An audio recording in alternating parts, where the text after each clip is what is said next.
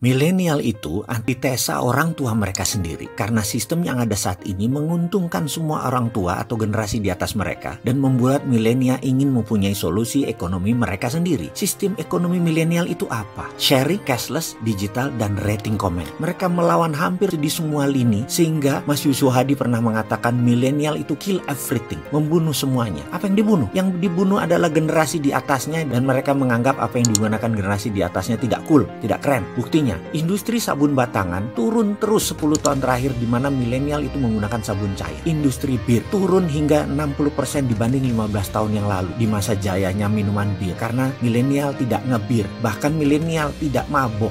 Olahraga golf itu dianggap mainan generasi tua, nggak cool. Buktinya golf viewer atau penonton golf itu turun hingga 25% dibanding masa jayanya 5 tahun yang lalu. Kredit card, milenial nggak pakai, mereka pakai digital money, e-money. Milenial itu tidak heboh belanja barang seperti generasi di atasnya yang suka nyetok. Mereka lebih instan, seperlunya dan senang dengan pengalaman. Kaum milenial itu sangat praktis. Bahkan milenial itu membunuh kantor tempat kerja, membunuh dunia properti karena mereka menunda membeli properti, bahkan menunda nikah, bukan menunda pacaran mah mereka seneng. Secara ekonomi, milenial mempengaruhi 40% ekonomi dunia saat ini. Dan 5 tahun ke depan, mereka akan melewati 70% perekonomian dunia dipegang mereka. Sementara, pemerintah dalam rancangan APBN kemarin gak baca sama sekali milenial mau kemana. Kita bicarakan sekarang milenial dari sisi yang lain. Sekarang kembali ke ekonomi negara di era milenial. Bener deh, milenial sejatinya anti hutang. Dan mereka kuat sekali berbagi. Itulah dasar dari MMT, Modern Monetary Theory. Jadi nanti kalau ada menteri milenial tetapi konsepnya masih Keynesian, masih ngutang, kabinetnya ya belum kabinet milenial, muda doang usianya tapi ilmunya zaman old, nggak pakai ilmu zaman now. Ilmu zaman now itu adalah MMT, Modern Monetary Theory. Basisnya adalah SWF, Sovereign Wealth Fund, Consolidate Bottom of Pyramid, create 12 level ekonomi. Kredonya adalah create.